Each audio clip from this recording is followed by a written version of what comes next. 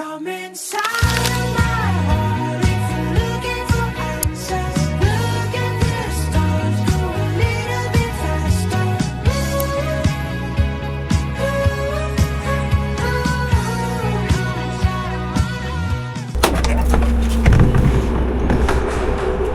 Abas. Gitna. Kita. Ah, tama. Gitna. Saan tayo? Kita na kami. So, ayan, pauwi na. Ay, hindi pala pauwi. Instead na pauwi na kami, punta ulit kami ng Anderson. Sabi niya magluluto siya pero Ay ako, tinagakad na ako. tinatamad ng magluto. Bukas na lang. Ngayon, pupunta kami ng Anderson. Malamang sa alamang, gagabi na naman kami ng uwi. Pero okay rin lang. Di ba?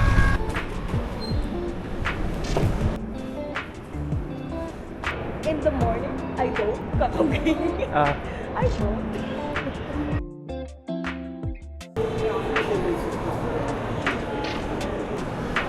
ano ba yung ginawa ko dati? Just chicken or do you have pork as well?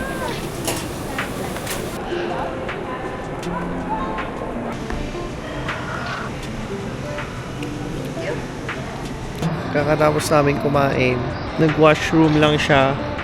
Kasi inaya ko siya tinanong ko siya kung gusto niya mag-milk tea. Sabi niya mag-washroom muna siya. Sa kanyang pag-iisipan. Kaya sigurado, may milk tea yun. So, napag-isipan mo kung mag-milk tea ka? Anong desisyon mo? Nagmi-milk tea. O, di tama ako, mag-milk tea siya.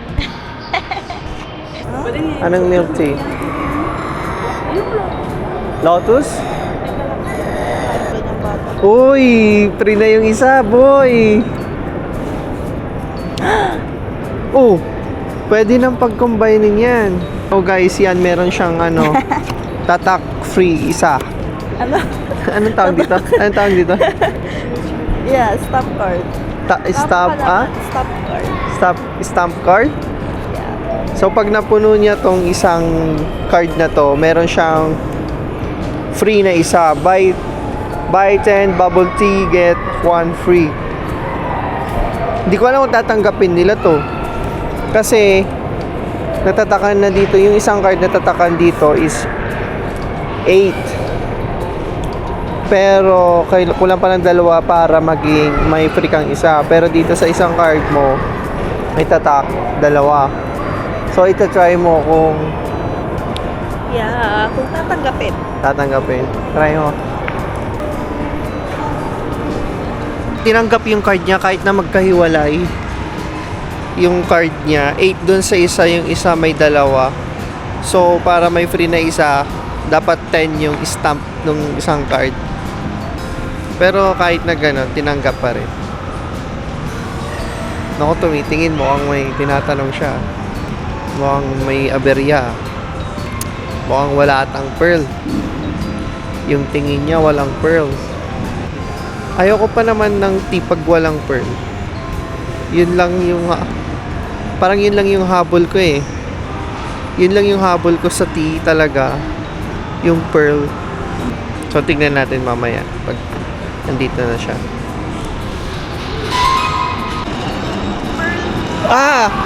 Sabi ko na eh. Pearl and white pearl. Bakit? Kasi wala na sila. Wala lang pearl? Ano ba yan? Di konti na lang yung pearl nun. Nalahat. Tapos may white pearl. Hindi ko sure ano yung white pearl. Siguro yun yung may laman sa loob, yung nagpa-pop. Hindi, pa rin yung popping eh. Ay ba? Sige, tignan na lang natin. Try mo na lang. Di ba? Tama ako. Sabi ko na yung tingin niyang yun eh. Pearl ang problema doon. Sabi ko na nga eh. Wala kasi namin.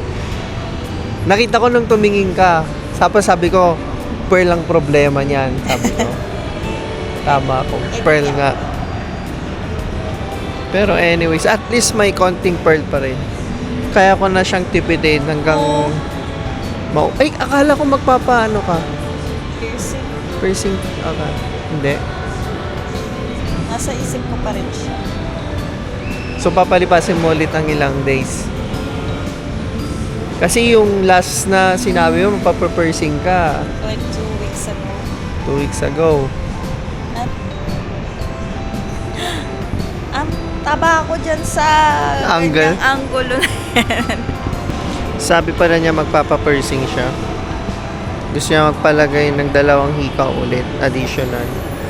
Pag bumili ka kasi ng hikaw dito, libre na yung butas ng tenga. Eh, sabi niya, hindi muna. Hahayaan ko siya mag-decide kung ano ang gusto niya.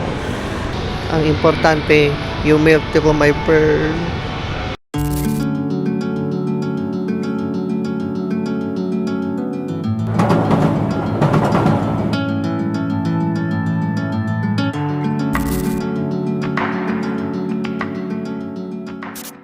Hello guys, so today is Sunday. Kamusta kayo? Pupunta kami ngayon sa Tim Hortons. Doon na kami magbe-breakfast and then kasi nagpa-schedule nga ngayon, 'di ba, si Valerie ng massage namin. At ang oras na massage namin is 12:30 ako and then 12:45 naman si Valerie. Hindi ko alam if good timing na magpapamasaya ako ngayon kasi ang sakit ng katawan, masakit ang katawan ko. Kaya kada pindot, sakit ang dulot, aray. So pupunta na kami ni Valerie sa Massage Addict. Sabi ko nga kanina parang bad timing na magpapamasaya ako ngayon dahil masakit yung katawan ko. Pero kasi na-schedule niya na. Kung hindi namin pupuntahan yon, kung hindi namin a-attendan yon, magbabayad pa rin kami. So, maigi na lang na puntahan na lang namin, di ba? Ay. Malamig pa rin ngayon pero buti na lang hindi nag-i-snow. Kasi ang hirap magpamasahe kapag nag-i-snow. At sobrang lamig kasi sigurado yan. Masakit ang katawan mo pagkalabas mo naman. Instead na lumambot yung mga muscles mo, hindi kasi yung mga muscles mo sobrang lamig. Kamusta masahe? So, guys, kakatapos namin magpamasahe ni Val. Grabe, sobrang sarap. Guys, pag magpapamasahe kayo, punta kayo, advertise na, no? Guys, pero promise, magaling magmasahe yung mga therapist nila doon. Pag magpapamasahe kayo, punta kayo sa Massage Addict dito sa may Shawnee. Hanapin niyo si Kuya Luis. Luis ang pangalan niya. Louis Oo. Louis? Basta either Luis or Louis. Makikita niyo yan sa website ng Massage Addict. Yan. So, pag magpapabook kayo, pwede kayong magpunta doon or pwede kayong tumawag sa sa online. Yan. Hanapin niyo si Kuya Luis. Pilipino din siya. So, yun. Ang galing. Ang sarap talaga. Ever since na nag-start kami nagpamassage dito, hindi na ako lumipat. So, ngayon, maganda ang panahon. So, sabi ko, ayoko pang umuwi. Parang gusto ko munang enjoyin tong ganitong klima. Oo. Kasi kahapon nag-i-snow na naman at saka madilim. At least ngayon maaraw. Kahit na malamig, maaraw. So sabi ko, punta muna tayo, lakad tayo. So ngayon pupunta kami ng Chinook. Doon na rin siguro kami kakain. At saka maglalakad-lakad. Hindi pa rin ako. So guys, huwag nyo kakalimutan sa Shawnee, sa Massage Addict, hanapin niyo si Kuya Luis. Ano pangalan na nag-massage sa'yo? Mary Jane?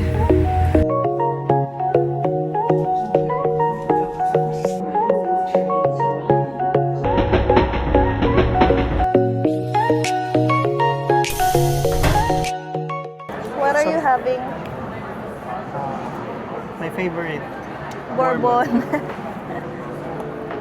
So guys, kain tayo. Kakain na naman kami. Ang in-order ko yung favorite ko. Bourbon. Tapos, syempre, si Van, papalit-palit yan ng kinakain. Gustong kinakain yan. Either Edo or ano yung isa? Opa. Ha? Opa. Opa? Yeah, Opa. Parang feeling ko this week, parang dami natin gastos ngayon. Nag-grocery. Nag-order na ba tayo ng pagkain? Last week? Last week? Oh, I think so. Nag-order tayo. Did we? Ha? Nag-order ba Yung tayo? mga times na hindi tayo nakapagluto. Kumain tayo sa labas. Oo. So, sa next video siguro, sabihin namin kung paano yung pagbabudget namin. Okay ba yun? Yeah.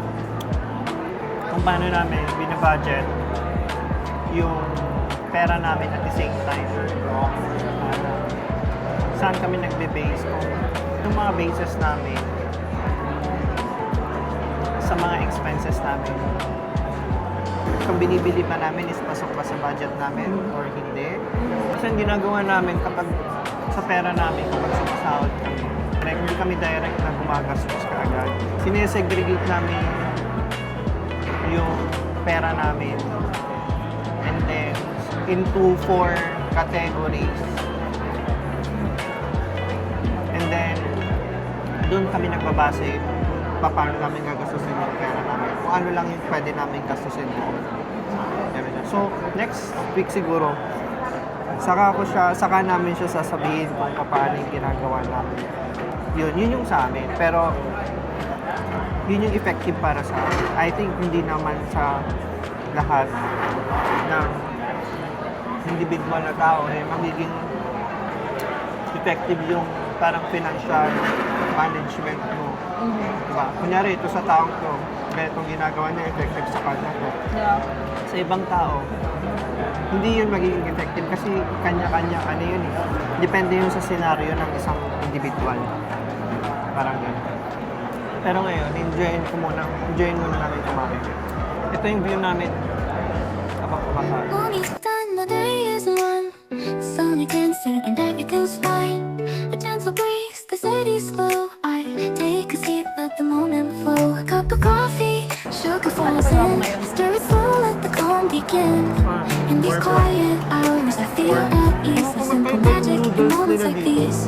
I find the magic in the everyday. The sweetest sips, some slips away. Parang ano yun, Korean